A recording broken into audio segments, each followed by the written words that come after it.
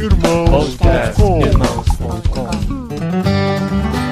Olá, pessoas!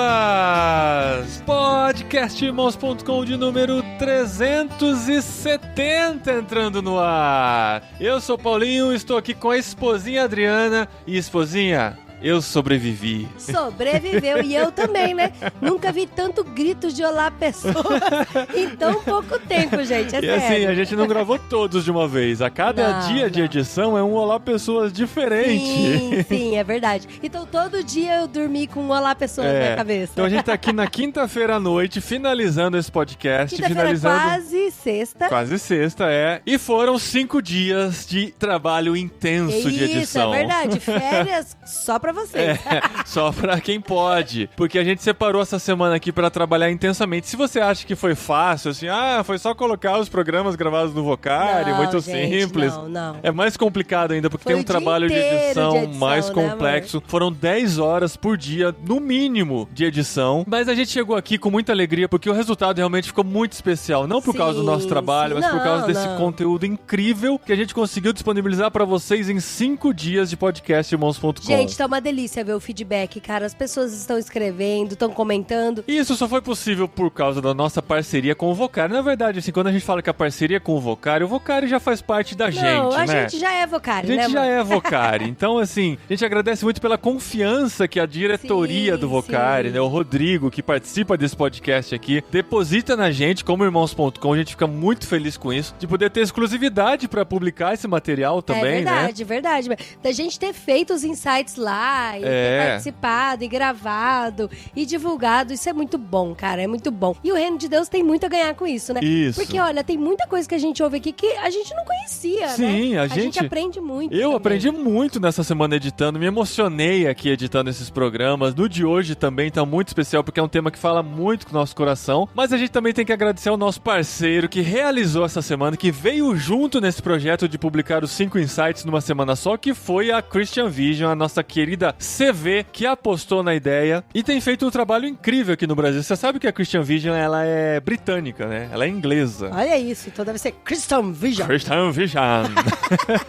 Mas eles nasceram na Inglaterra. O aplicativo Yes He Is é desenvolvido pela Christian Vision da Austrália. Olha só que legal. Olha isso, que mundo, né, meu? E aqui no Brasil eles investem tanto com o aplicativo quanto com a CV Outreach, que é outro produto muito interessante que eles têm de parceria com igrejas. Vale muito a pena você se informar sobre isso, porque você pode ser uma igreja parceira. É um projeto de evangelismo que eles fazem, utilizando uma ferramenta do Google para direcionar as pessoas para conhecerem mais de Cristo. E depois eles encaminham para igrejas parceiras na cidade das pessoas. É muito legal. E a CV tem a visão de alcançar para Cristo 1 bilhão de pessoas. Não é um sonho pequeno, não. É uma visão muito grande. E no Brasil eles têm desenvolvido através do CV Outreach e do aplicativo Yes He Is, que se no 5º dia de podcastirmãos.com você ainda não instalou, a gente vai ficar decepcionado mesmo. Então clica no link aqui do banner ou entra direto na loja da Apple, do Google no seu celular. Você vai lá direto, baixa o aplicativo Yes He Is, que você vai receber dicas diárias de evangelismo. Tem vídeos incríveis. Alguns desses vídeos foram exibidos no Vocari e foram aplaudidos no final das exibições, porque são vídeos muito bons de conteúdo evangelístico que você pode utilizar, compartilhar com seus amigos também. Olha, e eu vou falar pra vocês, antes mesmo da CV ser nossa parceira, eu já curtia pra caramba os vídeos, viu? Sim. Já conhecia o produto, já conhecia. Tanto quando o Aníbal veio falar com a gente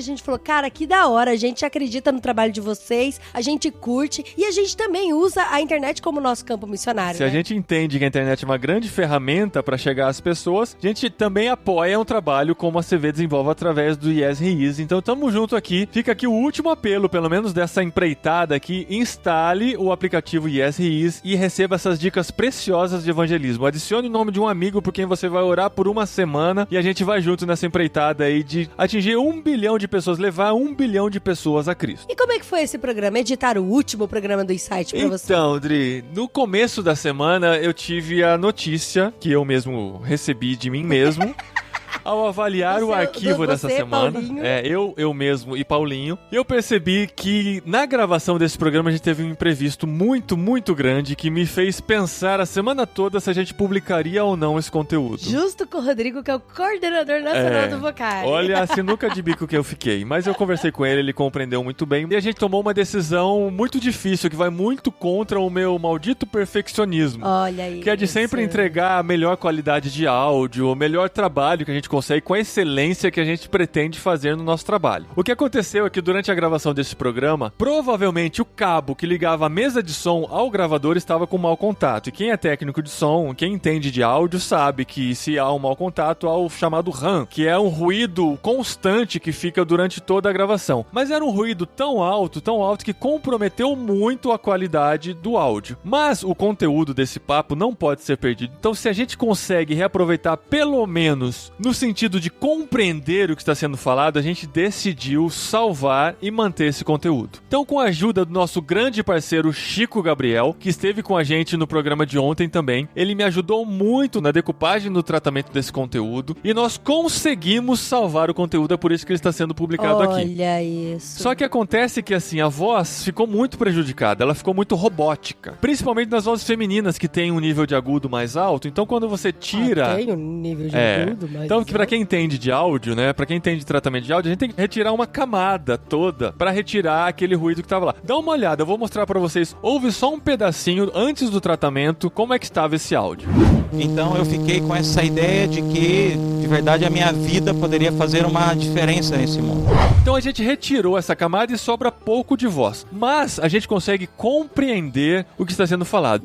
Então eu fiquei com essa ideia de que, de verdade, a minha vida poderia fazer uma diferença nesse mundo. Então, assim, você vai ter um pouco de dificuldade, eu diria, nos primeiros 20 minutos. Nos primeiros 20 minutos do áudio, você vai ficar naquela, nossa, eu não vou conseguir ouvir esse conteúdo todo, tá muito difícil de ouvir. Aí você vai falar, eu vou continuar a ouvir depois. Só que depois você não vai querer voltar. Então, seja persistente. Nesses 20 minutos, continue firme no propósito. Passando os 20 minutos, você não vai esquecer que o áudio está comprometido, mas você vai conseguir se deliciar mais com o conteúdo e vai aproveitar, porque esse conteúdo é imprescindível, é a palavra que eu quero reafirmar aqui. Então, vale muito a pena você ir até o fim e aproveitar. Todos os convidados são muito especialistas, conhecem muito do tema, então ouvi-los é muito precioso. Então, se você não esteve lá no Insight, principalmente você não esteve lá, você tem a oportunidade de ouvir aqui esse conteúdo e não ficar sem ele. Então, a gente quer agradecer muito por todas as pessoas que participaram, que realizaram esses Insights, tanto lá no Vocari. Os participantes foram mais de 20 organizações representadas. 20 organizações é muita gente, projeto né? muito grande que Muito a gente legal. conseguiu realizar. Os voluntários que participaram. Sim, meus fofuchos também tiveram lá. Todos que estiveram presentes, que fizeram isso acontecer. A plateia selecionada que esteve presente, que foi incrível. Foi muito Ouvindo bom. os programas, eu falo, caramba, Foi tinha muito gente bom. na plateia tão importante ou mais importante que quem estava respondendo pergunta. Muito Chegavam, bom, eu muito sou bom. missionário há 30 anos entre refugiados.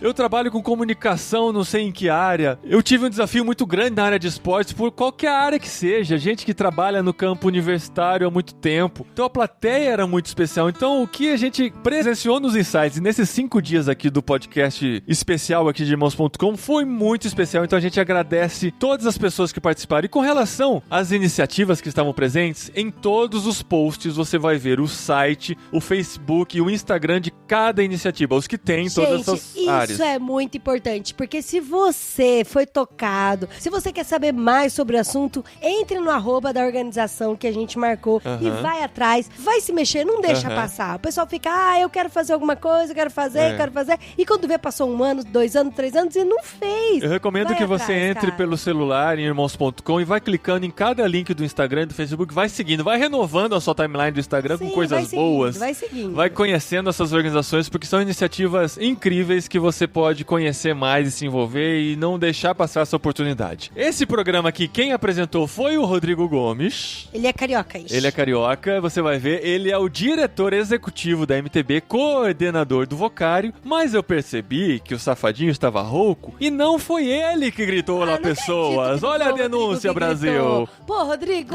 Eu acho que foi o Flávio Ramos, pensando bem, acho que foi o Flávio Ramos mesmo. Foi o corajoso que assumiu o lugar do Rodrigo, que não cumpriu a sua responsabilidade. Rodrigo amarelou, é isso aí. Então vamos lá para o nosso programa sobre os povos não alcançados, Turn, não alcançados Upside Down, para quem não sabe o que significa isso, que foram os títulos de todos os programas. O slogan do Vocário é Turn the World Upside Down, ou seja, vire o mundo de cabeça para baixo, transtorne o mundo, inspirado em Atos 17:6, e nessa semana a gente quis transtornar cada uma das áreas que a gente participou aqui, tá bom? Vamos lá, transtornar também os não alcançados, e olha só, terça-feira tem jet lag, não parou a maratona do podcast Irmãos.com.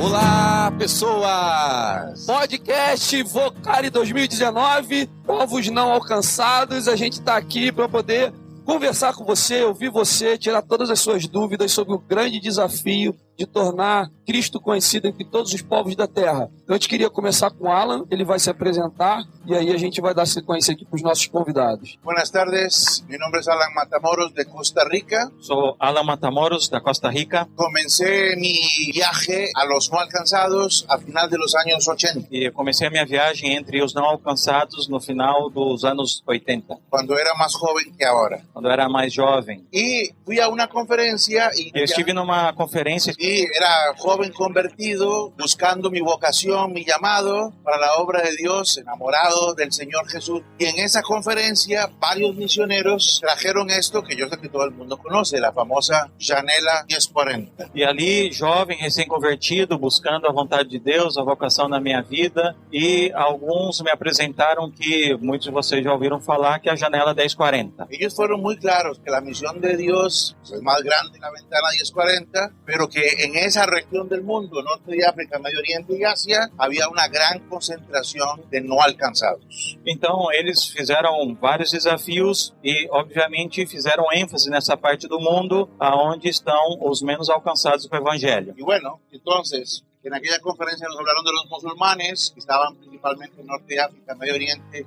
y Asia Central. Então, eles falaram a respeito da necessidade, especificamente do norte da África, Oriente Médio e Ásia Central. Nos hablaron de los hindúes y budistas ahí en sur de Asia y sureste asiático. Então, falaram do mundo hinduísta no sudeste asiático, naquela região da Ásia. Y luego hilaron más fino y nos hablaron de las etnias. E logo eles foram para algo mais específico e começaram falando de algumas etnias. Y nos definieron el concepto, cosa que voy a dejar en manos de mis expertos compañeros. Então, eles começaram a falar de certos conceitos que eu vou deixar para os meus irmãos, que são muito inteligentes. Bueno, la cuestión es que de ahí quedé enamorado de la idea de que a lo mejor mi vida podía hacer una diferencia. Então, eu fiquei com essa ideia de que, de verdade, a minha vida poderia fazer uma diferença nesse mundo. Pero Costa Rica era un campo misionero. A Costa Rica, naquele então, era considerado um campo missionário. Para nosotros, ser misionero era ser americano o gringo. A ideia de ser missionário, para mim, era coisa de norte-americano, coisa de gringo. Pero entonces desperté a esta otra conciencia. Então, eu cheguei a uma outra realidade, um despertamento de uma nova consciência. Entonces, ahí hablaban sobre el crecimiento de la iglesia occidental, que más o menos es estático. Então, falava a respeito do crescimento da igreja ocidental, que era algo assim muito estático, Poco plano.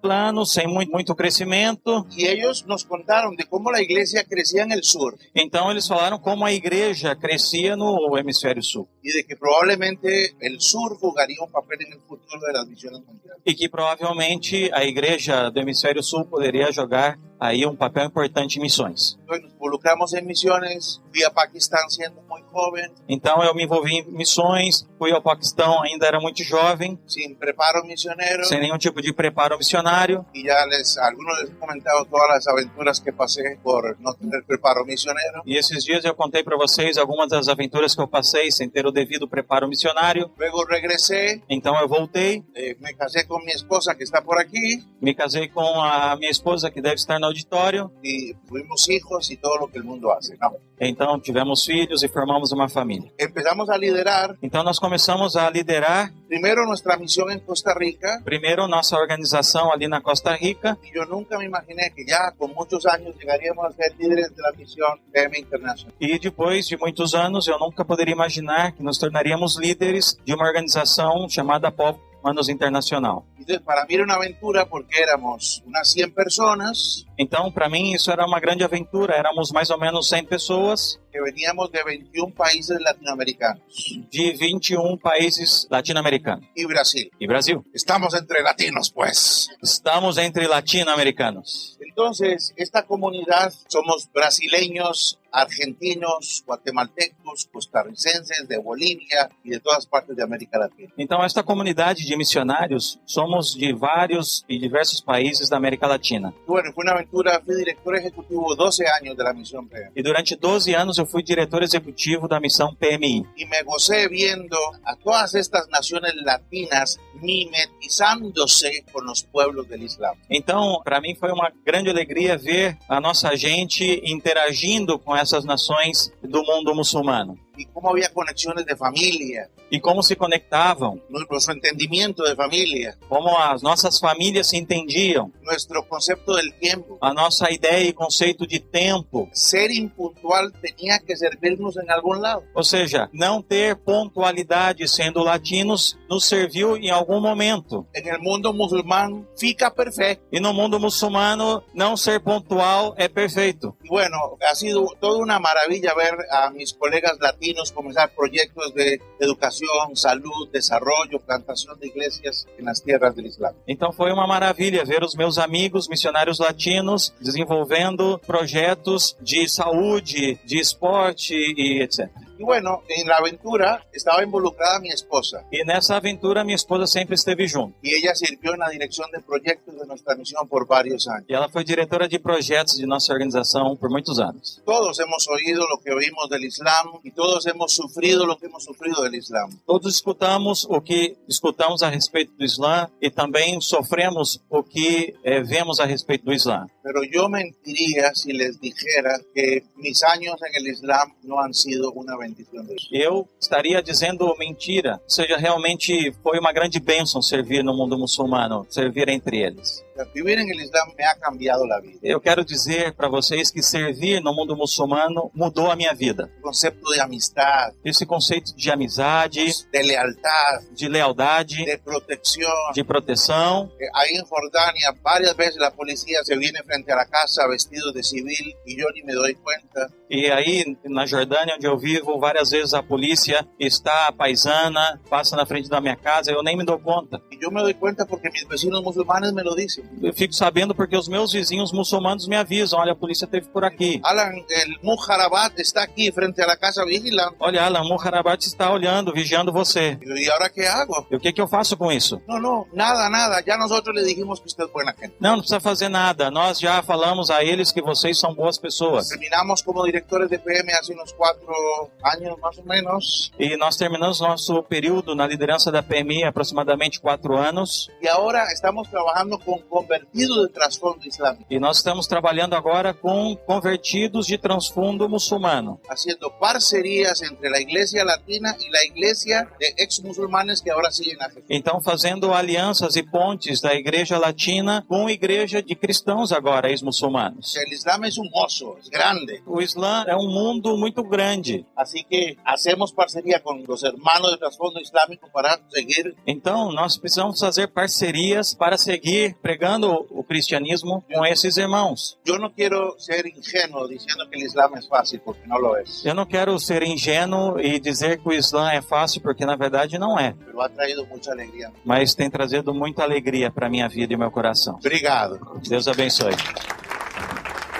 Bom, eu sou a Katsui Takeda. Queria compartilhar um pouquinho de como é que esse assunto de povos não alcançados captou meu coração. Estava terminando a faculdade de administração lá na USP. Os últimos meses, o último tempo da faculdade foi muito importante para mim, porque eu comecei a me reunir com outros jovens universitários. Eles estavam cheios do Espírito Santo, buscando direcionamento de Deus, e muitos deles começando a pensar em campos transculturais. Eu já estava trabalhando numa consultoria, mas aquilo me animava demais. Estava ainda na faculdade, que me relacionava com outros amigos cristãos na universidade, aquilo enchia meu coração de alegria também. Estava servindo na igreja, aquilo também enchia meu coração de alegria. Estava namorando, aquilo também enchia meu coração de alegria. Parecia que estava tudo ok, minha vida estava muito boa, mas parecia que estava faltando alguma coisa a mais. Parecia que estava tudo certo, não tinha nada de errado, mas poxa Deus, será que quando Jesus falou que a gente teria uma vida em abundância, que Ele veio para nos dar essa vida em abundância, essa vida em plenitude, será que é essa vida que eu estou vivendo? Porque, de fato, ela era muito boa, não tinha muita coisa do que reclamar. E aí, nesse vai e vem, com esse grupo todo cheio do Espírito Santo e falando de campos transculturais, eu falei, legal, mas eu tô trabalhando aqui, tô sustentando alguns missionários no campo, não dá para eu sair, mas eu vou ajudar com o que eu sei fazer. Tava trabalhando em consultoria, ajudar as agências missionárias a se profissionalizar. Aí eu fui lá, tô lá numa agência, ajudando a organizar os processos e tal. E papo vai, papo vem. Num cafezinho, eles me perguntam, poxa, Katsui, você tá aqui ajudando a gente tá indo pro campo, por que você não vai? Eu falei, uai, é óbvio, gente, tô aqui trabalhando, sustentando 6 famílias lá no campo, sustentando não é muita pretensão, mas ajudando 6 famílias a permanecerem no campo. Se eu sair daqui e for pro campo, talvez essas famílias tenham que voltar. Então, gente, é óbvio, para administrador, otimização de recursos é um alvo da nossa vida. É melhor que eu fique para que eles estejam lá do que eu ir e eles terem que voltar. E eles foram muito inteligentes e entenderam o que eu tava falando. Eles disseram, agora sim, Katsui, a gente entende. Deus, você tá dizendo que Deus precisa do seu dinheiro para sustentar missionário no campo. Aí eu disse, mais ou menos. Mas, gente, eu sabia que não era. Só que quando eu ouvi essa pergunta, essa confirmação de pergunta, na verdade era uma provocação que eles estavam me fazendo. E eu creio que Deus levanta pessoas realmente para ganhar muito dinheiro. E por mais que meu salário fosse muito bom, eu sabia que eu não tinha esse dom. Eu ganhava dinheiro porque eu me esforçava trabalhando lá na consultoria. Não porque tinha sido um dom que Deus me deu e que realmente era pra eu sustentar. E aí eu falei, poxa, talvez eu tenha que descobrir qual que é o propósito, qual que é a minha vocação, pra que Deus tá me chamando. Porque eu sei que não é essa vida dentro de uma gaiola, não é essa vida que é boa, mas que com certeza não é tudo que Ele tem pra mim. E partindo muito de uma perspectiva minha, né? E que Deus quer fazer com a minha vida. E aí eu peço uma licença de 1 ano na consultoria, converso com os meus pais, convenço de me deixar fazer um mochilão de volta ao mundo por 1 ano. Eu saio com a mochila nas costas e aí a perspectiva muda. Não era mais o que eu tinha que fazer com a minha vida, mas foi vislumbrar o que Deus estava fazendo no mundo. E olhar para Deus e tentar entender como eu me encaixo no plano dele e não como ele encaixa na minha vida, fez toda a diferença para eu entender a minha vocação. E teve um episódio durante essa viagem, aconteceram várias coisas, mas teve um episódio que me marcou demais. Eu fui para um país da Ásia e nesse país a igreja lá é perseguida e falaram, você quer conversar com o pastor Moisés? Eu falei, claro, quero conhecer, eu já ouvi tanto. O pastor Moisés chegou, um velhinho, magrinho, meio encurvado, cabelos brancos, olhando assim, parecia uma pessoa muito frágil, mas com uma convicção na voz, uma fé. E ele contou um pouco da história dele, de que ele era perseguido, ele era ameaçado, não só ele, mas a família dele, de que ele não tinha sido apenas preso, mas torturado por várias vezes. E ele contou que uma vez, durante uma tortura, ele estava sofrendo tanto, que ele falou, Deus, não dou mais conta, chega, pra mim já deu. E o que veio no coração dele foi o versículo de 2 Coríntios, dizendo, meu filho, a minha graça te basta. O pastor Moisés se arrepende, sai da prisão e continua evangelizando, continua pastoreando. E aquilo foi uma lição muito grande para mim de ver de perto o sofrimento da igreja perseguida. Tive essa conversa e depois eu fui para o interior daquele país. Uma viagem de várias horas, uma região bastante remota. E aí eu chego lá, a gente desce da van e eu vejo uma velhinha. Ela tá de véu. O país em que eu tava não é majoritariamente muçulmano, mas aquele vilarejo em que a gente foi era muçulmano. Aquilo foi um espanto para mim. Como assim não? Muçulmano é árabe, não é asiático. E aí que eu fui descobrir que não, que na Ásia também tinham muitos muçulmanos. E aí eu vejo a velhinha de cócoras sentada, olhando pro nada, com uma cara de paisagem, sem afeição nenhuma, aquilo capta minha atenção, minha curiosidade. A gente faz uma caminhada de oração naquele vilarejo, a gente passa um tempo lá, e quando a gente volta, adivinha? Aquela mesma senhora estava na mesma posição, segurando a mesma sacola, com a mesma cara de paisagem. Eu falei, nossa, que curioso. E aí eu pedi pra Elaine, que era uma das meninas da equipe que falava um pouco de mandarim, vamos conversar com ela, porque eu tô muito curiosa pra saber que raios que ela tá fazendo lá parada, do nada. Parece que ela não tá fazendo nada, mas por que ela continua aí nessa mesma posição? E aí a gente tentou puxar papo com a velhinha levanta com aquela mesma cara de paisagem, e a gente começa a falar com ela, e ela com a mesma cara de paisagem, e eu comecei a ficar sem graça. Falei, ai, por que que eu fui ter essa curiosidade, me colocando nessa situação tão constrangedora. Depois de um tempo ela balbucia alguma coisa e a Elaine fala, olha, ela tá dizendo que ela não tá entendendo o que eu tô falando, ela não tá entendendo a língua que é falada nesse país inteiro. Como assim? Ela não entende a língua oficial do país. Era como se a gente estivesse numa tribo. E aí a situação era meio ridícula, né? Que a gente tava falando na língua do país, no meio do país, com aquela mulher que era daquele país, mas ela não entendia aquela língua. E aí eu dei risada. E no que eu dei uma gargalhada, acho que ela riu da minha cara. E ela abriu um sorriso. E aquela cara de paisagem, eu vi que tinha vida por trás daquela cara. Tava tão apática. E aquele sorriso daquela velhinha ficou impresso na minha mente. E aí a gente foi embora, pegamos a van, mais 4 horas descendo montanhas, e aquela imagem não saía da minha cabeça, não saía do meu coração. Eu falava, Deus, por que eu tive tanta curiosidade de tentar entender o que uma pessoa faz parada num lugar com uma cara sem vida? E por que aquele sorriso está tão marcado no meu coração? E foi como se Deus estivesse colocando no meu coração um entendimento muito mais profundo de Lucas 10:2. Falando, olha, os campos estão brancos, essa velhinha, assim como todo esse povo aqui no interior desse país, eles estão esperando ouvir falar de Jesus. Ainda não tem gente que fala a língua deles para falar de Jesus. Eles ainda estão presos em mentiras. E aí eu comecei a clamar, entendendo que o sofrimento daquela velhinha era diferente do sofrimento daquele pastor Moisés. Porque o pastor Moisés, alguns anos atrás, ele faleceu. E eu tenho certeza que ele está com Jesus hoje. E provavelmente aquela velhinha também faleceu, mas ela não está despertando da mesma coisa. Então foi aí que eu entendi que existem povos não alcançados e que esses povos não alcançados estão sofrendo um sofrimento que é eterno. E isso capturou meu coração. Eu não fiquei só naquela emoção, eu não fiquei só naquilo que eu sentia que Deus estava mudando alguma coisa no meu espírito, meu entendimento espiritual. E eu fui pesquisar, fui conversar com gente, fui buscar organizações que entendiam desse conceito de povos não alcançados, fui ler a Bíblia, fui tentar entender o que a palavra de Deus dizia sobre aquilo. E aí as questões foram se encaixando, os conceitos foram aprimorando tudo aquilo que eu estava sentindo. E aí eu falei, então eu termino essa viagem, volto pro Brasil e eu vou entregar minha vida para viver entre esses povos, para que eles tenham uma testemunha. Por mais frágil, mais falha, mais vulnerável que seja, que era como eu me via e me vejo até hoje, mas que pelo menos eles tenham alguém lá perto deles, vivendo entre eles, estudando entre eles, formando família lá entre eles, envelhecendo entre eles, mas que através das nossas vidas eles pudessem entender melhor o quanto Deus os ama e o quanto Deus merece a glória vindo desses povos não alcançados. E aí eu fiquei um tempo lá, depois de 5 anos, a contragosto, eu tive que voltar para o Brasil. E hoje eu trabalho na base da Frontiers, que é uma organização que trabalha especificamente com povos muçulmanos. E a gente tem uma quedinha especial pelos não alcançados, pelos não engajados. Trabalhando na base agora, eu não tô lá no meio deles, mas eu entendo que a minha vocação continua nessa direção, que agora é mobilizar, formar, ajudar, ouvir, treinar. O que eu puder fazer para que mais pessoas cheguem até lá, eu vou fazer. E se Deus me mandar de novo, eu volto rapidinho. Muito legal estar aqui com vocês e essas experiências aqui dos nossos colegas, eu me sinto como no início. Não passou muito tempo, mas desde sempre meu coração pulsa pelos povos não alcançados. E eu comecei a ouvir também em congressos, em conferências, e Deus despertou meu coração e hoje já fazem 20 anos que eu estou conectado com os povos não alcançados. Sou casado, a minha esposa também estava nessa pegada, estávamos juntos. Na verdade, a gente se conheceu num movimento desse. Ela olhou para mim, ficou apaixonada por mim, é graça de Deus. E daquele dia que eu a conheci, uma conferência assim, até o nosso casamento foram 3 meses e 20 dias. Eu dizia sempre para ela, a Bíblia diz que os dias são maus, devemos abreviar o tempo.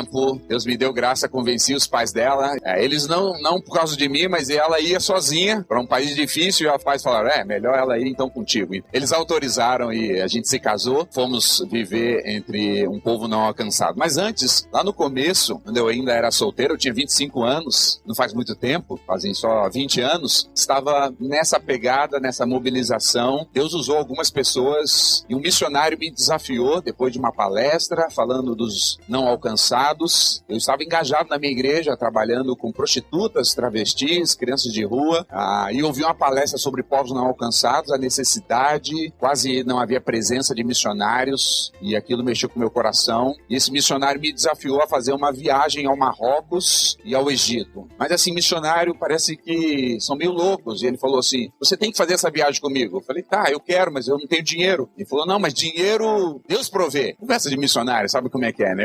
Mas como Deus prover? Cai do céu? Falou, não, você tem que compartilhar com algumas pessoas, falar com os amigos, falar com a sua igreja e vem uma viagem comigo.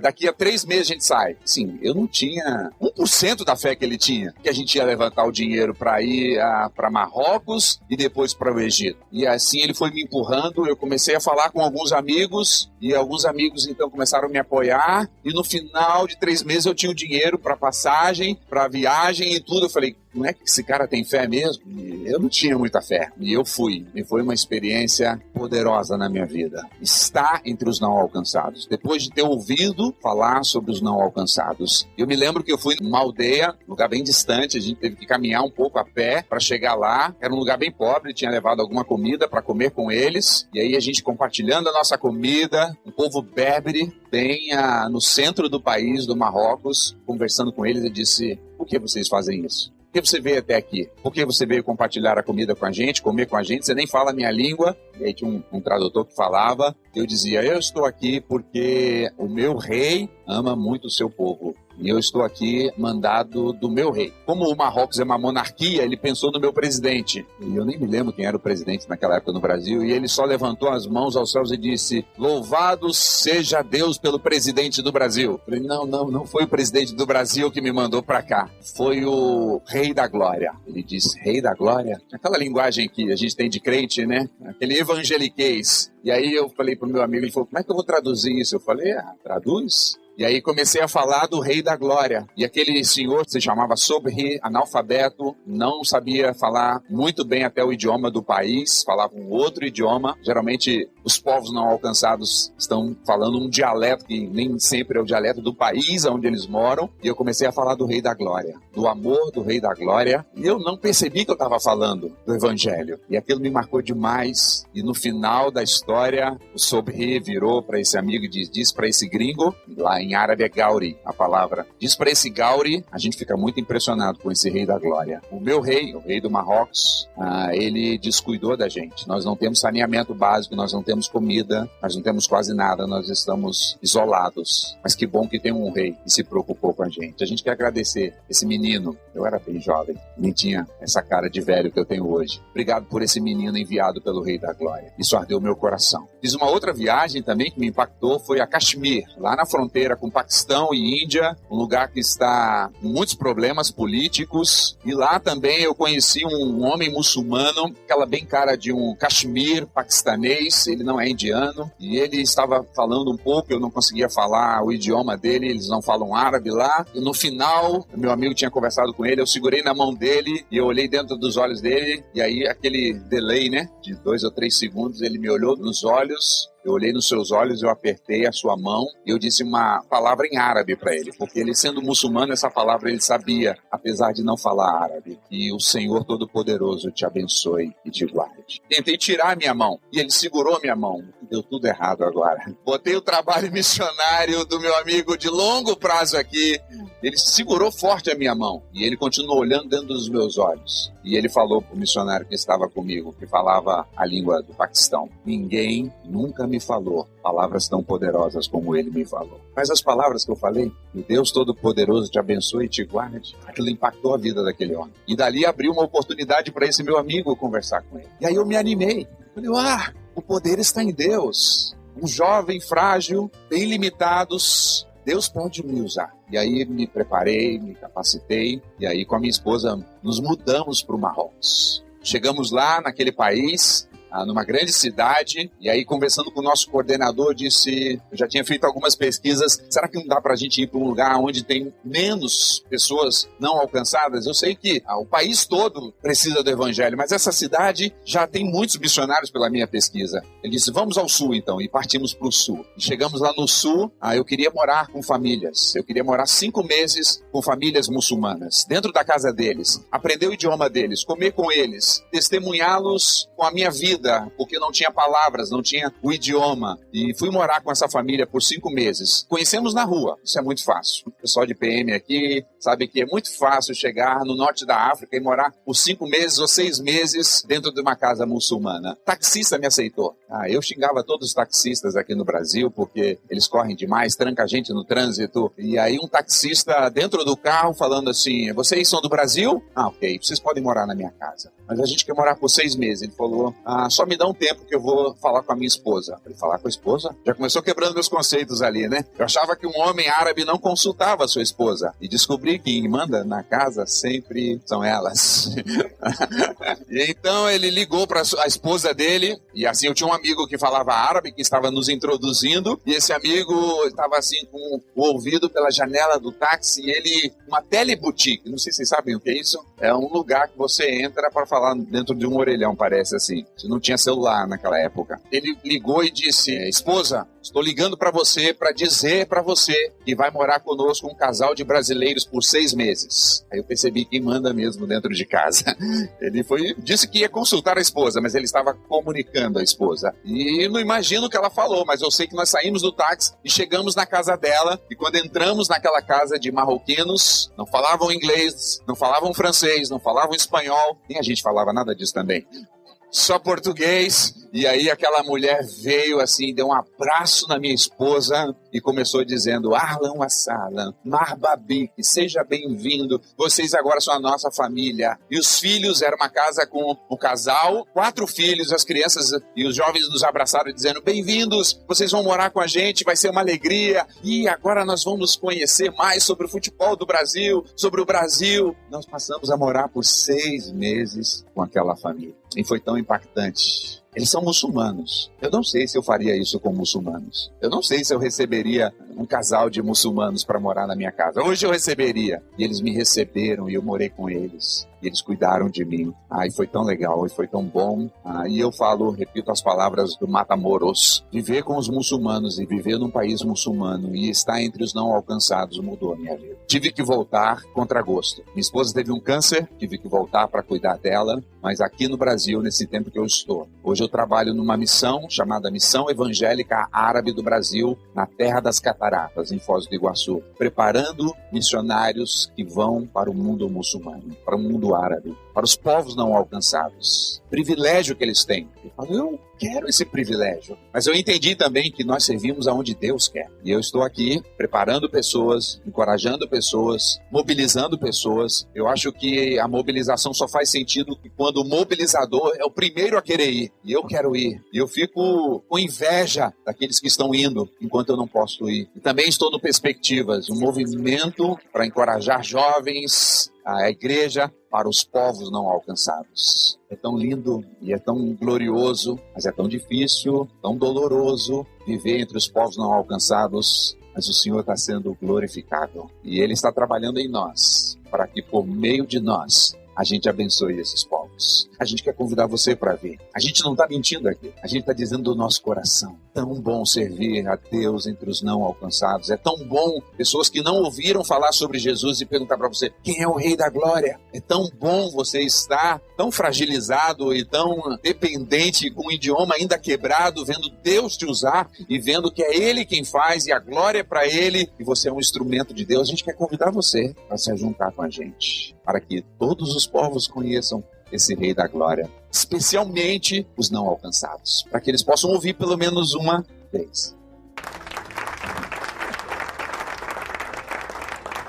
Eu agradeço pela oportunidade de compartilhar esse tempo aqui com você, porque é muito especial, porque, gente, esses irmãos são incríveis e me chamar para participar aqui com eles e compartilhar esse tempo realmente é um presente maravilhoso que Deus me deu, porque, como eles, eu participo da mobilização para povos não alcançados. Não estou me preparando para ir para povos não alcançados para atuar lá. Meu nome é Rose, eu tenho 44 anos. Hoje eu sou secretária, trabalho numa empresa multinacional americana. Há um tempo atrás, eu escutei dentro da comunidade em que eu congrego, da comunidade que eu faço parte, a pregação de um ex-missionário de campo, agora atuando na academia aqui em São Paulo, aqui no Brasil, enfim, com a família, já retornou do campo. Ele falando sobre a realidade do mundo muçulmano, a realidade, as necessidades. Já frequentava há algum tempo essa comunidade, já tinha me batizado, já tinha entendido que eu estava ali para servir. Eu já participava de vários ministérios na igreja, nos momentos que eu conseguia, tudo que tinha de oportunidade. A primeira coisa que eu fui fazer foi participar do Ministério de Integração, que na comunidade que eu sirvo tem o pessoal que recebe os visitantes, que acolhe esses visitantes. E como eu fui acolhida por essa comunidade, foi o primeiro lugar que eu quis servir. Então eu fui participar desse grupo, depois fui participar do Ministério de Ensino, auxiliando na secretaria. E todo lugar que tinha um espacinho, eu me voluntariava para servir, para fazer alguma coisa, porque eu entendi que Deus tinha transformado a minha vida e eu tinha que fazer diferença na vida das pessoas pelo amor que Ele me dava. E a minha participação, sem entender de missões direito, sem entender de reino de Deus, eu queria servir porque eu amava Jesus e porque Ele tinha me amado e porque eu queria amar as pessoas. Eu queria que as pessoas sentissem o amor que veio dele, chegou em mim através de várias ocasiões, mas num momento específico transformou minha vida e eu queria que esse amor continuasse. E participando dessas ocasiões na igreja, já há algum tempo, num culto de missões, eu ouvi esse irmão dizendo, olha, no mundo muçulmano é assim, são milhões de pessoas espalhadas por vários cantos da terra que nunca ouviram falar de Jesus ou que já ouviram, mas que não sabem que esse Jesus os ama porque eles acham que Jesus é apenas mais um profeta. Eles acham que Jesus é o equivalente a Buda, é o equivalente a outros nomes, grandes nomes da história, mas não tiveram essa experiência. E eu fiquei pensando, puxa vida, hoje, domingo à noite, eu tô aqui olhando que 7 bilhões de pessoas no mundo, 3 bilhões de pessoas não ouviram falar de Jesus, não sei quantos outros povos não alcançados, e ele começou a falar de números e dados estatísticos. Eu falei, amanhã de manhã eu vou levantar às 5 horas da manhã, vou tomar meu banho, vou trocar de roupa, vou entrar no carro, vou dirigir 25 quilômetros e vou chegar na empresa que eu trabalho, vou sentar no meu computador e vou ficar lá 8 horas, com um intervalo de 1 hora para almoçar. Depois eu vou sair, vou pegar meu carro, vou dirigir mais 1h40, porque em São Paulo 22 quilômetros é igual a 1h40 de duração, e vou voltar para casa, e aí vou para a reunião do Ministério A, ou vou para a reunião do Ministério B, ou vou fazer alguma coisa à noite, ou não vou fazer nada, vou fazer janta. E eu fiquei pensando, não é possível que não tenha mais nada que eu possa fazer. Mas eu sou sozinha, eu não sou casada, sou solteira. Pensei, eu preciso do meu trabalho para me sustentar. Não tenho uma família que me sustente, eu preciso do meu trabalho porque eu pago aluguel, porque eu tenho, eu preciso pagar meu carro, tenho as minhas contas pessoais. Então eu não posso simplesmente sair do meu trabalho hoje e ir embora. Eu tenho vários compromissos que eu preciso honrar, então isso não é o mais adequado. Mas a vontade que eu tinha e que eu falei para o meu pastor que está aqui hoje era: eu não quero trabalhar amanhã. Eu não quero ir para minha empresa amanhã. Aí ele olhou para mim, sorriu, no alto da sua experiência e da sua vivência e disse: fica calma, Rose. Vamos conversar sobre isso. E a gente conversou sobre isso inúmeras vezes. Me proporcionou uma oportunidade que foi a primeira oportunidade de encontrar um povo não alcançado, um povo indígena. Nós viajamos para a MEVA, que é uma missão para a evangelização da Amazônia. Passou um período curtíssimo de 3 dias. Nesse período a gente conheceu a missão, conheceu a mata e conheceu alguns grupos, alguns povos dentro da mata. A gente fez essa viagem com Asas de Socorro, não sei se todos conhecem. É também mais uma missão incrível que conecta os missionários e tende os missionários e os povos no meio da mata. Mas ele me proporcionou, me fez esse convite. Nós somos num grupo de 4 pessoas, me fez esse convite para experimentar na prática o que era o povo não alcançado. Porque quando você imagina que você levanta de manhã e acorda e pensa que eu não quero mais trabalhar, não dá para simplesmente você parar tudo, desligar a chave, desliga o disjuntor lá do apartamento, fecha a porta, tranca a porta e vai embora.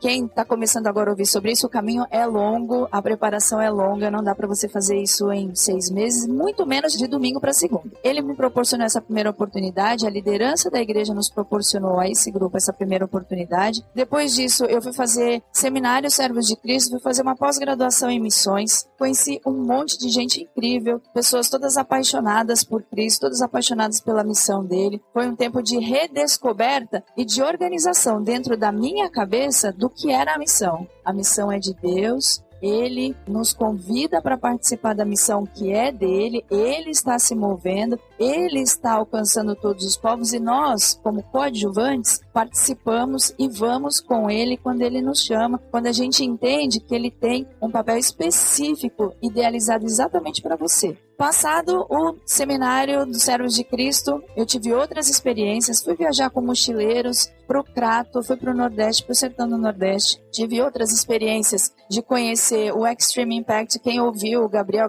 tá por aí ainda em algum lugar. Fui conhecer o Gabriel, fui conhecer o Extreme Impact, a missão que ele participa, que ele cuida hoje. E fui vendo outras oportunidades e gente incrível que está caminhando, que entende que tem relevância, que a sua participação é relevante, onde quer que ela esteja inserida. Fui vendo que o meu papel nessa coisa toda não é ir. Hoje eu sei que na minha empresa, onde eu trabalho, é uma empresa de consultoria, tá todo mundo lá querendo, obviamente, implementar projetos, ganhar dinheiro, fazer a empresa que a gente atende, otimizar seus custos, implantar novos negócios, planejar estratégias para o futuro. Só que a empresa que eu trabalho, ela me garante um salário. Eu tenho o pleno entendimento de que esse salário hoje serve parte para me sustentar, mas parte é para investir em pessoas, investir em projetos, investir em coisas do reino que são investimentos e oportunidades que vão fazer com que pessoas como vocês possam ir. Pessoas como vocês que Deus vai tirar daqui para levar. Eu não sei se eu vou para ficar. Tenho ido em vários e vou continuar indo. Continuo participando. E o meu trabalho me permite isso. Eu não sou missionária em tempo integral, por assim dizer, porque eu trabalho para uma agência ou trabalho na igreja. Eu sou vocacionada e missionária porque eu entendo que a missão é de Deus, eu trabalho para o reino e o meu trabalho numa empresa de consultoria hoje me permite investir em pessoas para que elas possam ir. Então é um privilégio poder compartilhar isso com você, é um privilégio para mim contar que é possível ir, há pessoas que estão disponíveis para investir, é possível ficar e continuar conectado, mas é maravilhoso poder dizer para você que Ele é o dono de tudo e Ele é que nos mobiliza a ficar e a seguir. Quando Jesus disse que o Pai me enviou, eu envio vocês, eu ouvi e eu continuo praticando isso. Tanto na minha vida, eu continuo seguindo e continuo, na medida do possível, contribuindo para que vocês possam ir também. A Rose não falou, mas ela é coordenadora, uma das coordenadoras do Perspectivas de São Paulo. Deus tem usado a vida dela como mobilizadora para mobilizar a igreja, para que a igreja veja a necessidade, ocupe seu papel dentro desse processo e possa caminhar na direção de alcançar esses povos. Mas a gente queria começar com uma ou duas perguntas, pelo menos como ponto de partida para aquelas que virão de vocês. Então, acho que a primeira pergunta que a gente poderia fazer para essa galerinha aqui, a gente fala muito de povos não alcançados, e a gente tem ouvido, não sei se você já ouviu, outro termo chamado povos não engajados. E o que é isso? Quando eu falo povo não alcançado, povo não engajado, de que eu estou falando? Qual que é a definição de um povo não alcançado? É bem interessante, né? Porque a gente fala, eu tô indo para um povo não alcançado, e aí a gente às vezes imagina o pessoal da comunidade que vive perto da minha casa, um condomínio muito rico que tá lá perto, e a gente fala de brasileiros da nossa mesma etnia, de pastores, e a gente... pastor é um povo não alcançado, né? Eu acho que era essa a pergunta. Mateus 28:19 diz: Ide, portanto, fazei discípulos de todas as nações, batizando-os em nome do Pai, do Filho e do Espírito Santo. E aí a gente pensa, né? Nossa, a gente vai então para as nações e a gente pensa nesse mapa. Aqui deve ter mais ou menos uns 9 estados geopolíticos na Ásia. E aí, quando a gente vai para a origem da palavra nações, a gente entende que não é estado geopolítico. Que a palavra em grego está muito mais próximo do que a gente chama de etnia do que o que a gente chama de estado geopolítico. Então, quando a gente pensa em nações, ao invés da gente ver esse mapa com mais ou menos 9 estados geopolíticos, a gente vai ver mais ou menos 5.000 etnias. Fazer discípulos de todas as nações quer dizer ter um uma igreja em cada uma dessas áreas cobertas nesse mapa. É um desafio muito, muito, muito grande e vai muito além de você falar de Jesus para uma pessoa que já ouviu falar de Jesus por vários meios, seja por TV, por livro, por vizinho, mas pensar que vários desses povos, várias dessas etnias não têm como ter acesso à Bíblia, não tem como ter acesso a um vizinho que é crente, que não conhece nenhum cristão. Esse é o desafio desse termo, né? Povos não alcançados. Os missiólogos dizem que há aproximadamente 16 mil povos espalhados nesses quase 200 países que nós temos, né? E desses 16 mil, 7 mil são considerados povos não alcançados. Há uma matemática aí, os missiólogos não são tão bons em matemáticas, mas há umas diferenças aí. Então esses povos, de 7 mil povos não alcançados, como ela está mostrando dentro de vários países, eles têm menos de 2% de evangélicos. E nos povos não engajados, eles não têm nada de evangelho. Não tem nem 1% de evangelho. Na verdade, não tem nem, assim, pessoas sonhando, pensando, orando, agências projetando para alcançar esses povos não alcançados. Então, além dos 7 mil povos não alcançados, e a igreja é pequena, a igreja ainda não tem condições de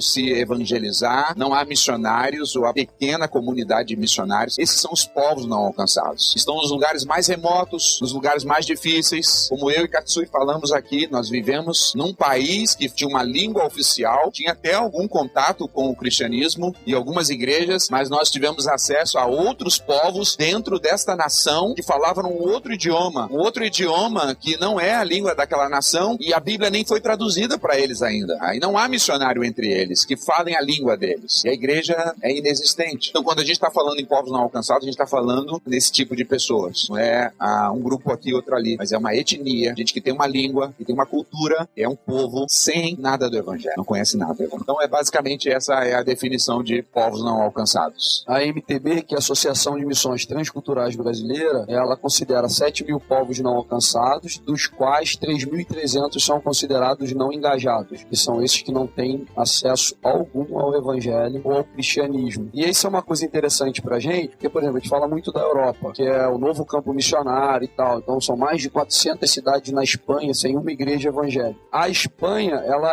embora há necessidade do evangelho na Europa, há igrejas fechando, é uma igreja que precisa ser fortalecida, o espanhol, ele tem acesso à Bíblia, ele tem acesso à internet, ele pode fazer um estudo bíblico ou conhecer mais do evangelho de maneira fácil, embora não tenha nenhuma igreja naquele lugar. Então, quando a gente fala de povo não alcançado, povo não engajado, a gente está falando de um povo que não tem acesso ao evangelho. Por isso, a urgência da tarefa, para que ele possa ter acesso à mensagem do evangelho. 95% desses 7 mil, né, Rodrigo, está dentro da janela 1040. Exatamente. A gente ficou preocupado, né? Poxa, esse insight tem várias pessoas que trabalharam em mundo muçulmano e a gente pode cometer o erro de falar, então os povos não alcançados são todos muçulmanos, e não é verdade. Tem vários outros grandes blocos religiosos que tem muitos povos não alcançados também. E aí tem um truquezinho, que acho que muitos de vocês conhecem, do dedão, que é thumb em inglês. Então esse acróstico THUMB faz com que a gente conheça os grandes blocos religiosos nos quais mais existe povos não alcançados. Então o T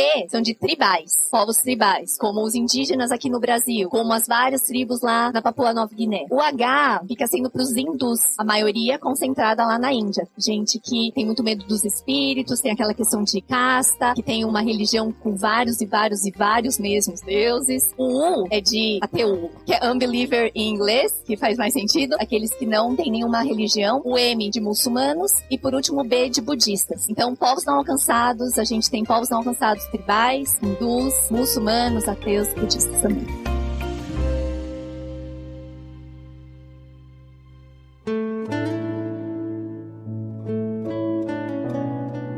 Boa tarde. Eu tenho uma pergunta, pode ser mais direcionada para Katsui, mas os outros também podem responder. Quando você foi fazer, por exemplo, um mochilão, você chegou a trabalhar lá ou você foi mais como turista, com visto de turista? Eu fui como turista. E você sugeriria alguma questão de tent maker ou alguma questão assim? Nesse caso, o mochilão foi uma viagem para eu conhecer, eu não fui como missionário. Então eu juntei uma grana que eu tinha juntado, eu tinha ganhado durante o meu trabalho e fui fazer essa viagem exploratória. Então eu não recomendo que as pessoas façam o que eu fiz, vocês falando que isso é fazer missões, porque eu entendo que isso não foi fazer missões pra mim. Pra mim foi uma viagem realmente pra turistar e conhecer o mundo, e que por acaso nessa viagem Deus se revelou como o protagonista da minha vida e não eu como sendo a protagonista da minha própria vida, e Deus usou essa viagem pra me mostrar uma grande necessidade. Então, não fui fazer missões quando eu fiz o mochilão. O que a Katsui falou tá corretíssimo. Não dá pra considerar o mochilão fazer missões. Tem muito mais coisas e muito mais preparação que envolve a sua saída como missionário. Mas você tem que espiar, você tem que olhar, você tem que saber se aquilo faz sentido pra você. De repente você tem uma ideia de que, poxa, trabalhar na Índia deve ser incrível, como aconteceu comigo. Tive uma aula no seminário Servos de Cristo, escutei o pastor falando sobre os Dalits. Eu fiquei muitíssimo impactada, porque os Dalits são pessoas extremamente rejeitadas, em quem você não pode nem tocar porque eles são impuros. E aí eu fiquei pensando, gente, eu preciso ir lá abraçar os Dalits da Índia. E eu chorava, porque eu queria ir lá abraçar os Dalits da Índia, imaginando, não que isso estava fazendo missões, mas imaginando que era um momento de eu entender se aquela realidade realmente era um chamado para eu estar ali. E não fui,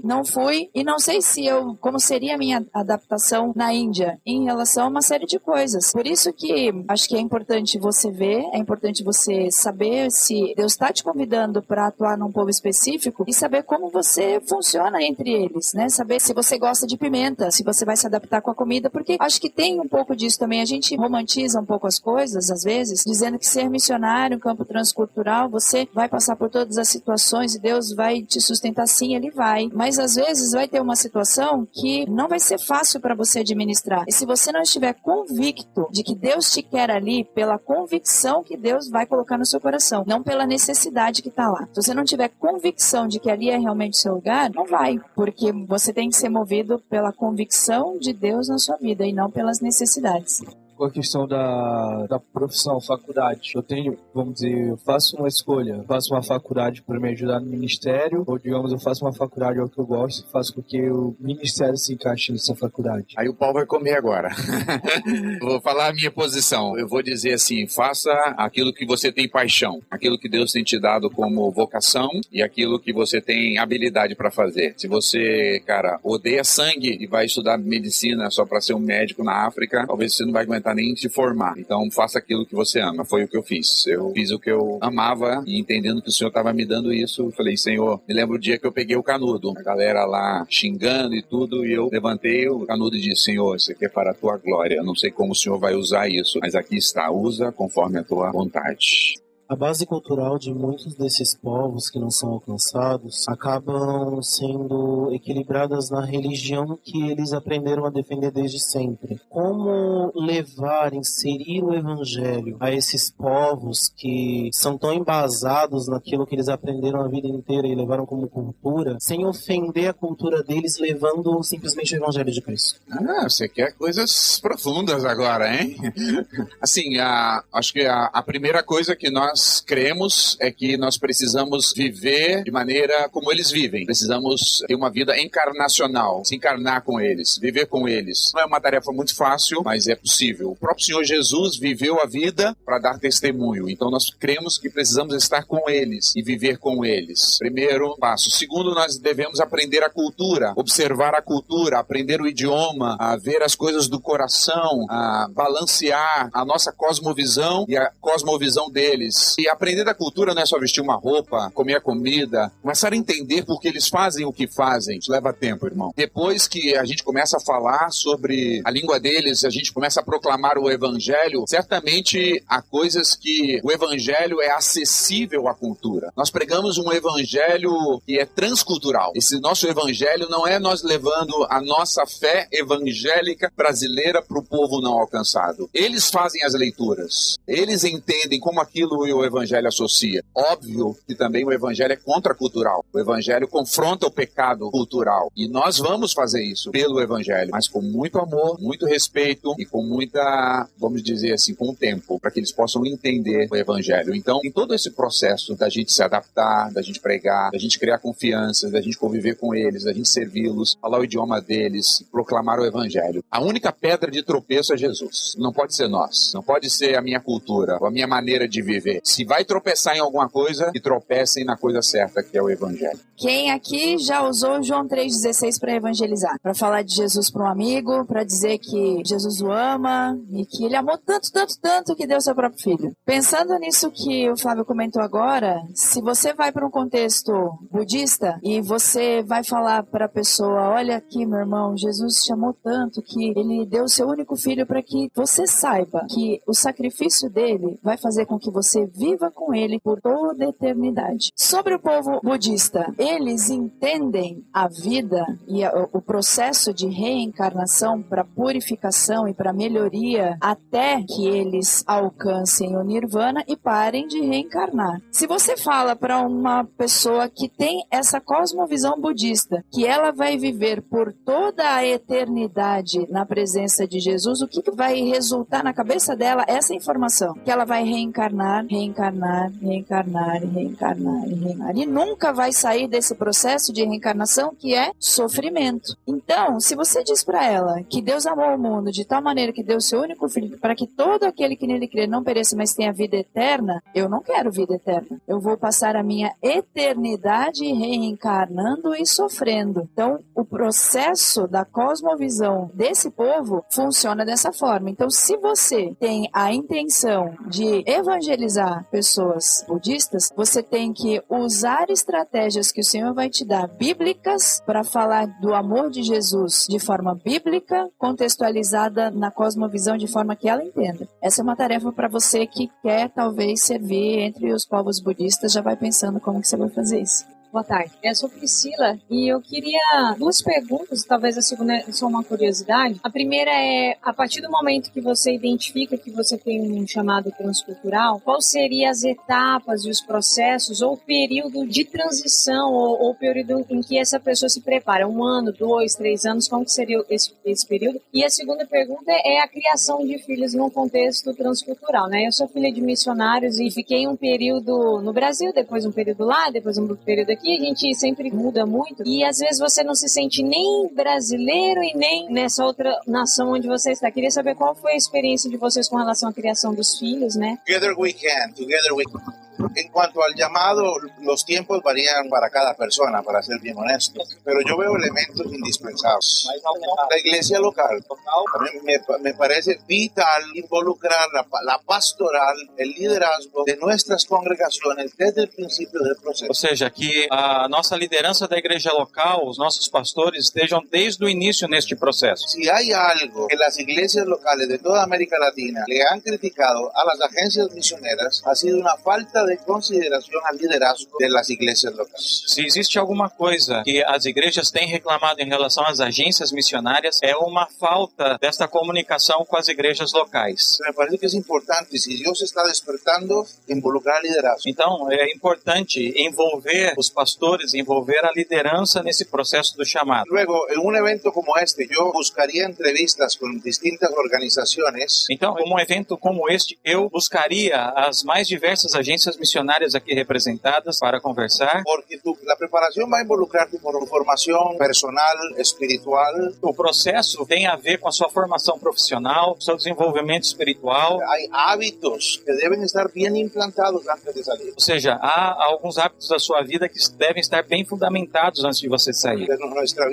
vida peligra se não somos sólidos. E então existe um perigo se nós não somos realmente sólidos nas coisas espirituais, nas coisas do Senhor. Más que por la necesidad, estoy na obra misionera por amor a mi Señor. E mais do que a necessidade que nós escutamos e vemos, nós estamos na obra porque eu amo ao Senhor. Luego involucra, hoy en día, formación profesional es importante. Hoje em dia, a formação profissional, sem dúvida, é super importante. Y el modelo del misionero religioso per se, poco a poco, entre los no alcanzados, la tiene complicada. Então, este modelo que nós conhecemos do missionário religioso num contexto de não alcançados está ficando cada vez mais difícil. Não só por las vistas. E não é somente pelos vistos.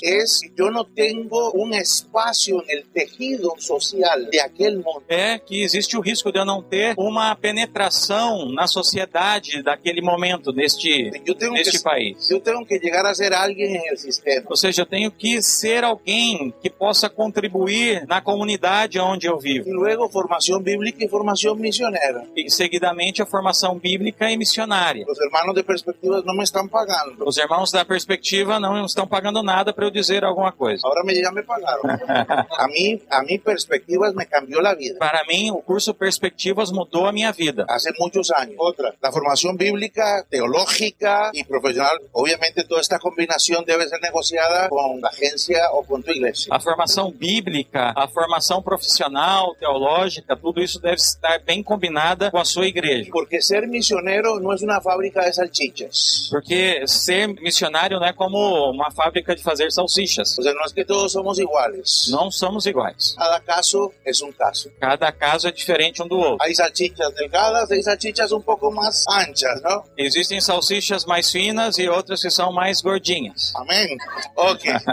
Hijos de missionários. O segundo tema, a respeito de filhos de missionários. Tenho dois. Eu tenho 2 filhos. Minha hija Priscila, 22, meu hijo José, 19. Priscila, de 22, e José, de 19. Eles são hijos de uma terceira cultura. Eles são filhos de uma terceira cultura. E eu recomendo a leitura, não sei se está em português, do livro de David Pollock. Eu não sei se já está em português, um livro de David Pollock sobre chicos da terceira cultura. Sobre filhos de terceira cultura. Há outro em castelhano que se chama Hijos de uma Nação Sem Nome. Há um outro livro em espanhol chamado Filhos de uma Nação Sem Nome. Lo recomendo calorosamente. E eu recomendo fervorosamente que leia. Mis hijos não são costarricenses. Os meus filhos não são costarriquenhos. E não são árabes. São pouco árabes. São de los dos. Eles são dos dois lugares. A vezes são muito costarricenses. Às vezes são muito costarriquenhos. Pero quando não querem que papi e mami sepam algo, hablan em inglês ou em árabe na casa. Mas quando eles não querem que o seu pai ou sua mãe saibam de algo, eles falam em árabe ou inglês em casa. A mis hijos les duelen mucho las despedidas. Aos meus filhos custa muito o tema das despedidas. É um tema tremendo para os filhos de missionários. Isso é um tema muito difícil para os filhos de missionários. O tema da identidade. Outro é o tema da identidade. De onde sou e quem sou. De onde sou e quem eu sou. São chicos muito especiais. Ou seja, são crianças muito especiais. Quando meus filhos chegaram à adolescência. E quando os meus filhos chegaram na fase da adolescência. Graças a Deus nunca nos deram grande guerra. E graças a Deus nunca nos deram grande trabalho. Pero passamos dolores. Mas nós passamos algumas tristezas. E nós cambiamos de país em meio de seus anos de adolescência. E nós tivemos que fazer mudanças de países justo nessa época de adolescência. E tivemos que transicionar. Eu tive que pedir muito conselho. E eu tive que pedir muito conselho nessa transição. Um amigo meu muito involucrado nesse tema me disse uma vez. Um amigo que é muito envolvido a respeito de filhos de terceira cultura me disse uma vez. Alan, quando tus chicos la estén passando mal, porque la van a passar mal. Alan, quando seus filhos estiverem passando dificuldade, porque eles vão passar dificuldades. Quando cruzem o puente, será uma maravilha. Mas quando eles passem essa etapa, será uma maravilha. Pero quando estén chorando e extrañando. Mas quando eles estiverem chorando e sentindo falta de alguma coisa, ele me dijo a mim. Este meu amigo falou para mim. Alan,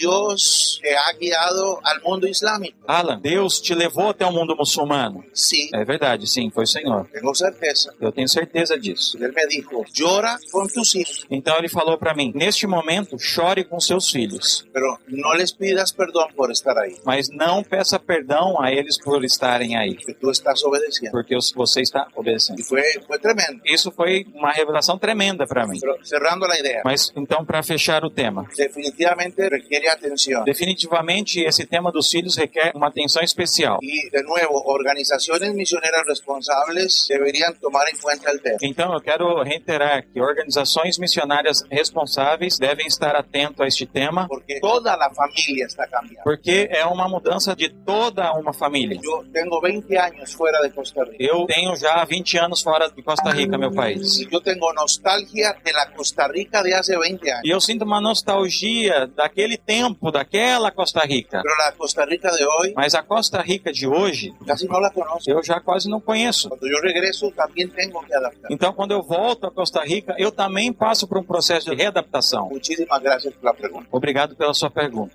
Eu diria, então, procure seu pastor se você tem plena convicção. Se ainda você está maturando, procure um amigo. Porque se você chegar para o seu pastor e falar que você tem uma vocação agora e você ainda não está seguro, você queimou uma ficha, uma etapa. Agora, se você tem convicção, procura ele e diz, pastor, Deus está me chamando. E a Bíblia diz, abençoarei os que te abençoarem, amaldiçoarei os que te amaldiçoarem. Então, o senhor vai me apoiar ou não vai para esse negócio? Se você está muito convicto. E aí falou, pastor, então o senhor me envia. Qual é o programa de envio da igreja? Eu vou me submeter. Se ele diz, eu não tenho um programa de envio, você diz, eu tenho. Vá preparado. O problema é que muitos jovens vão lá dizer para o pastor, eu tenho um chamado. O pastor não vê eles na igreja. Eu tenho um chamado. Não serve nada na igreja. Eu tenho um chamado para ir aos povos não alcançados. Não coopera com nada na igreja. Nenhum pastor vai fazer. Ele vai dizer, abençoarei os que te abençoarem e amaldiçoarei os que te amaldiçoarem. Então, se você tem muita convicção, procure seu pastor. E segunda prática, procure um tutor, um mentor, que vai te encorajar, que vai orar por você, que vai te dar boa literatura, alguém que está engajado em missões. Falando do tema de filhos missionários, a MTB, que é a Associação de Missões Transculturais Brasileira, ela tem um departamento que é o Sim Brasil, que é o Departamento de Cuidado Integral do Missionário, e debaixo dele está o Departamento de Filhos, que é para cuidar de filhos missionários. É um departamento que produz conteúdo, material, treinamento, não só para quem cuida de filhos missionários, mas para a igreja lidar com os filhos missionários, e ele também vai promover agora, de 23 a 27 de julho, no acampamento Jovens da Verdade aqui em São Paulo, o 10º encontro para filhos missionários a partir de 16 anos. É um acampamento que promove só com filhos missionários transculturais, para que eles tenham um tempo entre eles de compartilhar as experiências, as crises, as alegrias, e poderem juntos eles entender aquilo que Deus tem para a vida deles. E a líder desse ministério, ela tem uma frase que eu acho muito bonita, que quando a gente acha que Deus chamou os pais e os filhos, que se dane, né? E ela diz, ela tem uma frase muito bacana, que ela diz assim, quando Deus chamou os pais, estava pensando nos filhos. Então, tá aí um evento bacana, se você quiser saber mais, no site da mtb.org.br, você pode ter acesso não só a esse, mas às outras consultas e treinamentos que o Departamento de Cuidado Integral do Missionário promove. E acho que é uma necessidade tão grande que fica uma dica bem prática, acho que para a maioria de vocês. Vocês podem conversar lá com a irmã depois e entender os dilemas que ela sofreu no campo. E os pais falando, talvez o Alan pode até dizer, às vezes o filho tá lá sozinho, ele não tem um círculo de amizades muito grande naquele país diferente, e o que ele ouve dos pais, assim como a gente ouve dos nossos pais aqui no Brasil, a gente às vezes não consegue compreender, a gente não consegue aceitar de bate-pronto, mas aqui no Brasil a gente tem uns amigos com quem a gente pode abrir o coração, e lá às vezes eles não têm. O que uma americana fez, e a gente tem promovido isso, é que ela, como jovem, recém-entrada na faculdade, ela sentiu o dilema desses adolescentes, dessas crianças, e ela se colocou à disposição da família para fazer uma videoconferência toda semana ou todo mês, só para bater um papo com esses adolescentes. Então você pode acompanhar, não entendendo completamente de todos os problemas que ele está sentindo, mas deles terem pelo menos uma pessoa não tão mais velha, mas um pouquinho só mais velha, que possa estar lá ouvindo, reafirmando o que os pais estão falando, ou entendendo de uma forma diferente. E aí, eventualmente, fazer o que a Rose faz das suas férias, você poder ir visitar essas crianças, esses adolescentes que você tem acompanhado à distância. Acho que é uma dica muito prática que vocês podem se engajar na missão de Deus desde daqui, já abençoando povos não alcançados, porque se esses filhos estiverem bem, os pais vão estar bem, e se os pais estiverem bem, eles vão estar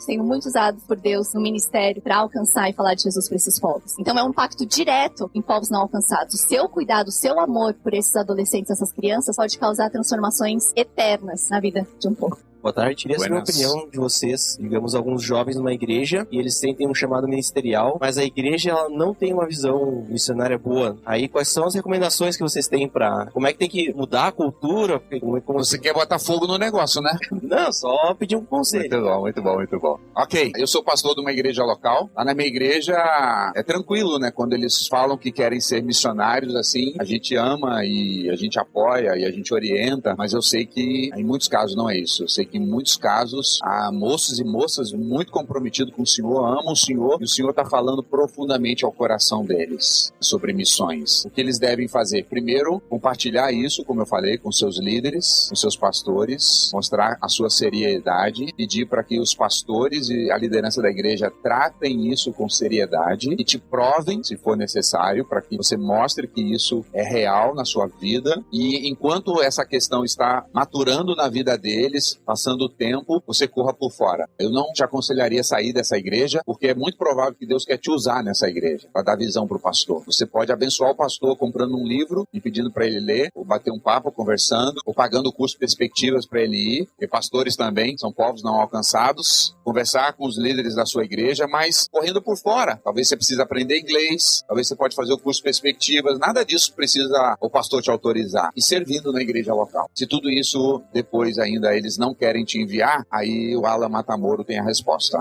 Eu não falo português.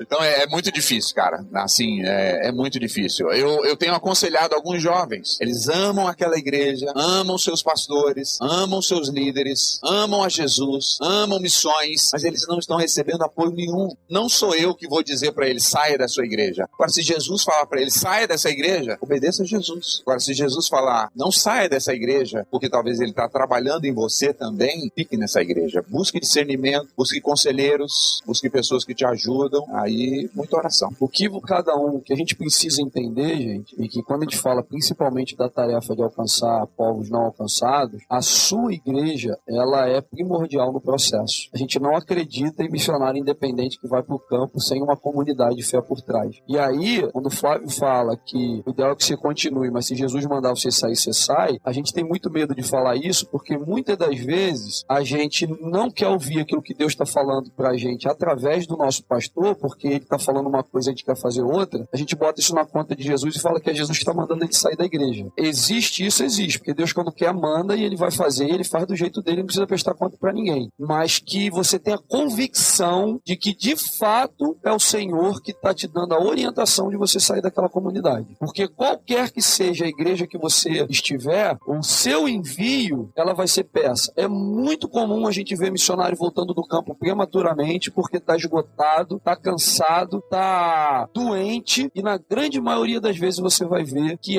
normalmente é um missionário que não tem relacionamento nenhum com a sua comunidade de fé. O que vai manter, quem vai cuidar, quem vai pastorear, quem vai mentorear esse missionário no campo é a igreja local. E a outra coisa que a gente precisa entender, e se tratando de um envio de alta complexidade que a gente chama, porque uma coisa é você evangelizar alguém do seu bairro, outra coisa é você entender que Deus está chamando você para pregar o evangelho numa tribo na Papua Nova Guiné. A complexidade do processo, existem etapas nesse caminho para que você possa ser efetivo lá no campo. Então é muito importante que você entenda que a sua comunidade é inicialmente o seu campo onde Deus vai usar para você testar todos os seus dons e talentos, desenvolver eles, aprender a Bíblia, aprender a ensinar a Bíblia, aprender a dirigir estudo bíblico. Então essa coisa de que Deus me chamou para falar de Jesus na China, mas você nunca se envolveu na sua igreja local, isso aí é furada. Então não existe isso. Se em algum momento Deus te chamar para você ir para o outro lado do mundo, o teu primeiro campo é a tua igreja local, porque é na tua comunidade que você vai testar, que você vai desenvolver, que você vai crescer, que você vai aprender a lidar com gente, que você vai aprender relacionamento. A gente tem um índice enorme de missionário que volta do campo prematuramente por problema de relacionamento com a equipe. Aonde você aprende a lidar com gente? Aonde você aprende a liderar? Na sua comunidade. Se você ganhou o seu pastor e a liderança, qualquer muçulmano vai ser muito fácil. É isso aí.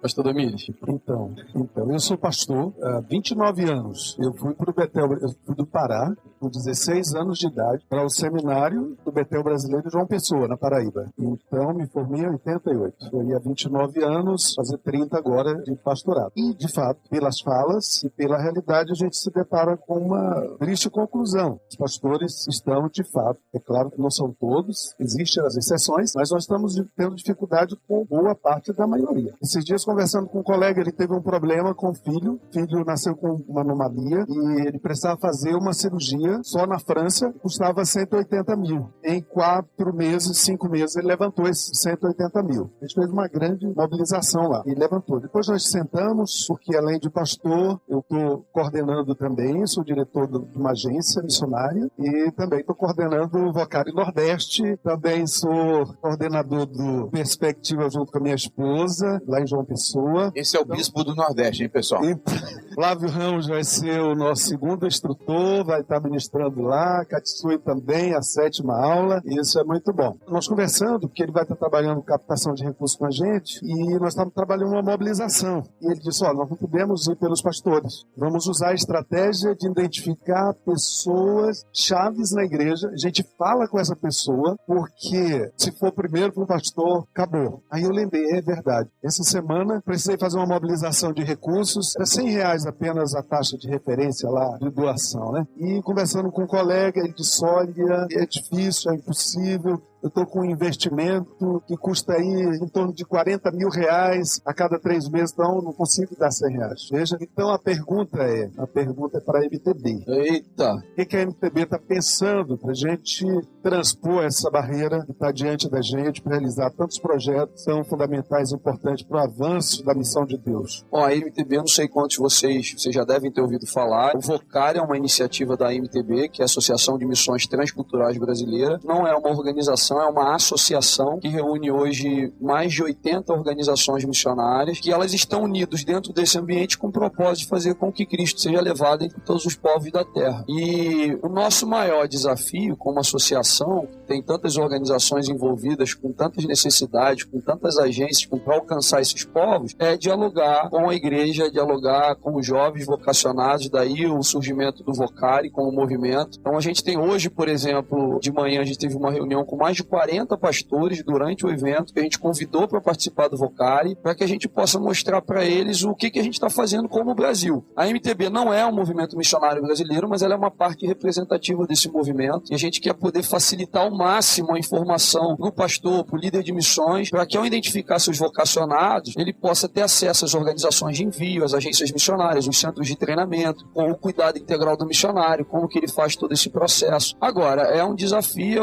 nosso como igreja brasileira, como que a gente consegue fazer com que a igreja no Brasil, ela entenda o seu papel dentro desse grande projeto de Deus de se tornar conhecido entre todos os povos da terra. E o movimento Vocari, ele tem como proposta o despertamento vocacional, porque você entenda a sua vocação em Cristo, que pode ser uma vocação missionária ou não, mas a gente também quer despertar vocações missionárias, jovens, meninas e meninos que entendam que Deus está chamando para a obra missionária transcultural, e a gente poder servir vocês com essas mais de 80 organizações, 40 organizações envolvidas diretamente com o Vocari, para que você possa receber treinamento. Eu não sei quanto você viu no seu crachazinho, um dos cards são as organizações que fazem parte do Vocari, e nessas organizações vocês têm centro de treinamento, vocês têm cursos de capacitação e formação missionária, você tem organizações missionárias de envio, aqui você tem 3 delas representadas, a PMI, a Frontiers, a MEAB e a PMI, né? Que estão todas aqui, então você pode ter acesso, e tem tantas outras com outras áreas de atuação. Então o nosso desejo é que você se sirva, que você tenha acesso, que você conheça as necessidades. A gente sabe que o chamado missionário não é simples, tem um trajeto a você percorrer, uma jornada nessa. Como o movimento Vocari, a gente quer servir você e a sua igreja nisso. Quando eu vi ele perguntando sobre profissão, né, que profissão que eu escolho e tal, eu acho que para você que está começando a faculdade, pensando no curso, a primeira coisa que você precisa pensar é o que Deus quer para a minha vida. Então, ao invés de você escolher um curso na universidade pensando na estabilidade financeira, que normalmente é o que leva a gente a pensar, qual profissão vai me dar um bom salário dentro da lógica de mercado, qual profissão Deus pode me usar dentro da missão dele. E pedir direção. E aí seguir o coração, a paixão, aquilo que você gosta de fazer, e falando, Senhor, eu quero usar, seja lá o que for, para te servir. E que o Senhor conduza o processo. Se for a tua vontade, você abre o poste, se não for, você vai fechando. E Deus faz, gente. E Deus é o maior interessado em compartilhar com você aquilo que Ele quer fazer na sua vida. Então, eu acho que a primeira pergunta é essa. Não é qual carreira vai me dar mais condição financeira, mas qual carreira que eu posso servir melhor dentro da vocação que Deus tem para minha vida, seguindo os dons, talentos. Você já tem um monte de dica aí. E a gente que dá aula no Perspectivas, a lição 12, que é a lição do cristão mundial, a gente fala pelo menos de 3 coisinhas que você pode tirar como parâmetro para poder ter uma ideia real se realmente é isso que Deus quer para sua vida. Primeiro é a palavra dele. Aquilo que você está sentindo no coração é coerente com o que está escrito na palavra de Deus? É o primeiro passo. É o nosso manual de regra e de prática. O segundo é discernimento do espírito. Sabe aquela paz no coração que excede todo entendimento? Paz não quer dizer tranquilidade. Paz quer dizer que você pode estar no meio da guerra, bomba explodindo para tudo que é lado, mas você está em paz. Então essa paz que você não consegue entender é o Espírito Santo que te dá. E o terceiro é a sua comunidade de fé. Deus usa assim a sua comunidade de fé para mostrar mostrar aquilo que ele quer, o caminho que você vai servir. Então, às vezes, a gente fala assim, meu pastor não tem visão missionária, meu pastor não sei o quê. Não, na verdade, é Deus usando o teu pastor para dizer para você que, pelo menos agora, não é para você ir. É para você se preparar mais, para você entender melhor o que ele está fazendo na sua vida. Então, a sua comunidade de fé também é uma etapa que Deus usa para trabalhar na sua vida.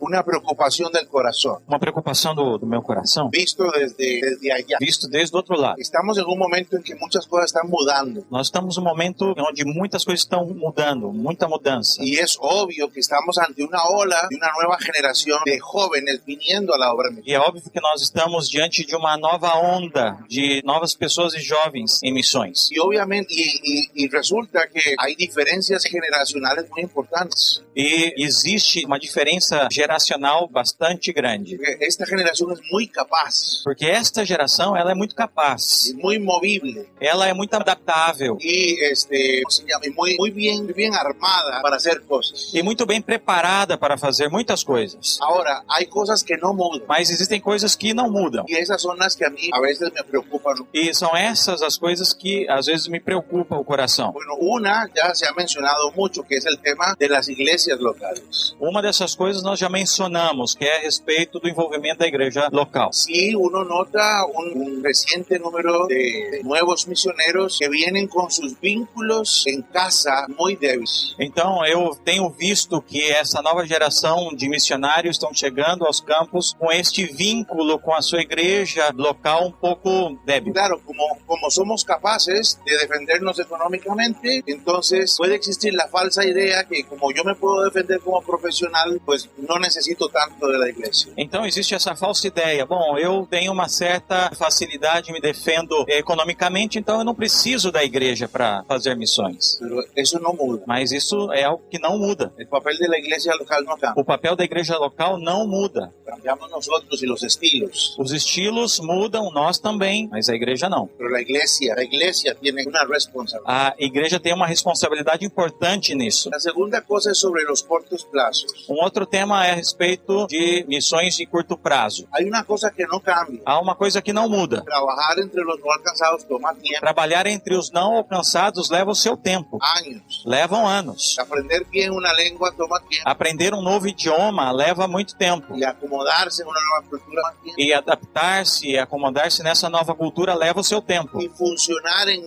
aquel grupo étnico toma tiempo. E você estar assim funcionando bem naquele novo grupo leva o seu tempo. Pero estamos tan movibles. Mas nós somos tão adaptáveis. Y bueno, cuando digo movibles en castellano es estamos brincando de un lugar a otro. E como nós temos essa facilidade de estar saltando de um lugar ao outro. Entonces, yo estoy viviendo en Amán y veo a mis colegas llegando por un par de años, se van para Egipto, se van para Turquía y vuelven a Brasil, después van para España. No hay forma de profundizar si no te quedas en algún lugar por lo menos un tiempo razonable. Então, a partir do meu lugar, em Amán, onde eu vivo, eu vejo colegas e companheiros que ficam 2 anos aqui, depois se mudam 2 anos na Espanha e pouco lugar em vários lugares. Como agora podemos viajar continuamente volviendo a casa. E agora, com essa facilidade de voltar ao país de origem com mais facilidade, estamos volviendo a casa todo el tiempo. Então nós voltamos ao nosso país a cada curto espaço de tempo.